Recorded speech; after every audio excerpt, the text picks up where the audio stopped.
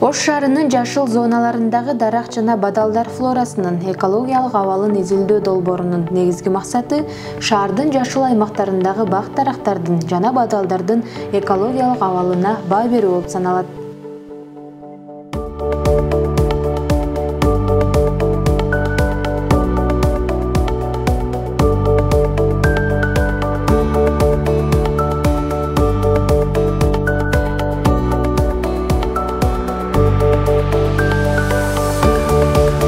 Изилдөөнүн жүрүшүндө дүйнөлүк илимий адабияттар талданып, дарак жана бадал түрлөрүн аныктоодо экспедициялык жана маршруттук изилдөөлөр жүргүзүлдү.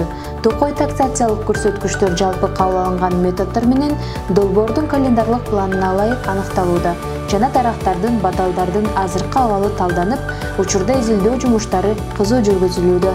Илимий изилдөөлөр токой чарбасынын, токой селекциясынын жана токой таксациясынын жалпы кабыл алынган методдоруна ылайык бирдиктүү методика боюнча жүргүзүлүп жатат.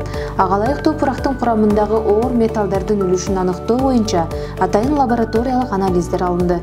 Ошондой эле талаада изилдөө усулдары колдонулуп, шаардагы сейил бактарда сыноо аянттары орнотулду.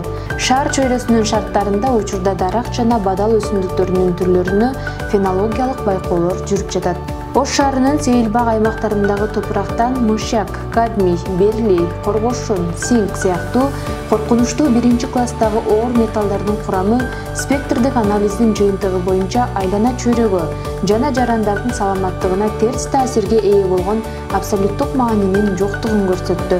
Аталган долбоор 3 жылга пландаштырылган жана Бириккен Улуттар Уюму тарабынан кабыл алынган туруктуу өнүгүү максаттарында Кыргыз Республикасында аткарылышын камсыздайт. Биздин аткарып жаткан долбоор 3 жылга пландалган. Ош шаарынын жашыл аймактарындагы дарак жана бадал флорасын экологиялык абалын изилдөө деп аталат. Биздин долбоор 2015 жылы кабыл алынган Бириккен Улуттар Уюмунун туруктуу өнүгүү максаттарынын Кыргызстанда аткарылышын камсыздайт. Тактап айтканда, туруктуу өнүгүү максаттарынын 3-чү максаты болгон жакшы ден соолук жана бакубаттуулук деп аталган. 2030 жылга чейин зыяндуу химиялык заттардын таасиринен жана абанын, суунун жана топурактын булгануусунан жана уулануусунан болгон өлүмдөрдүн жана оорулардын санын азайтуу милдеттендирилген. Биздин долбоор ушул маселелерди чечүүдө айлана чөйрөнү жашыл бак-дарактар менен камсыздоо негизги мааниге ээ экенин көрсөтөт. Жашыл өсүмдүктөр шаар чөйрөсүнүн негизги табигый комплекси. Алар чөйрөнү коргоочу, чөйрө түзүүчү, гигиеналык жана архитектуралык пландоочу ролду аткарышат. Ошондой эле 11-чи максаты бул туруктуу шаарлар жана калктуу конуштар деп аталып, жашыл бак-дарактар алардын негизги функциясы шаардын туруктуу өнүгүүсүн камсыздап,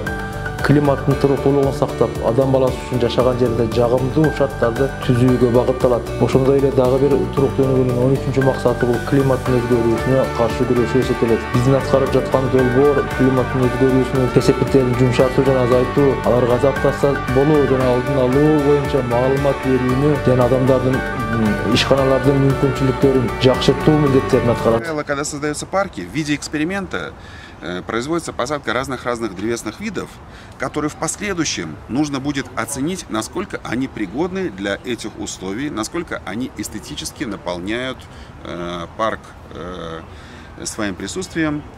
И поэтому оценка состояния древесных растений по прошествии многих лет, когда уже древостой достиг спелого возраста, она очень важна в том плане, чтобы на будущее определиться, что действительно нужно сажать, от чего лучше отказаться, какие древесные виды дополнительно лучше изучить, годятся ли они для этих условий, могут ли они выполнять не только свою эстетическую, но еще и экологическую роль тоже. Вот. Такую оценку как раз вот поставили перед собой задачу, значит, ученые Ошского университета для того, чтобы на будущее иметь полную информацию о том, как грамотно создавать парковую природную территорию города. Эти исследования, конечно, безусловно, важны и нужны. Вот. Но, как я со стороны Российской академии наук делюсь опытом, все, что знаю, все, что могу, говорится, рассказать, показать, я стараюсь эти знания передать коллегам. И очень надеюсь, что в будущем все эти знания воплотятся в дальнейшем в ваш зеленый город. Да, спасибо.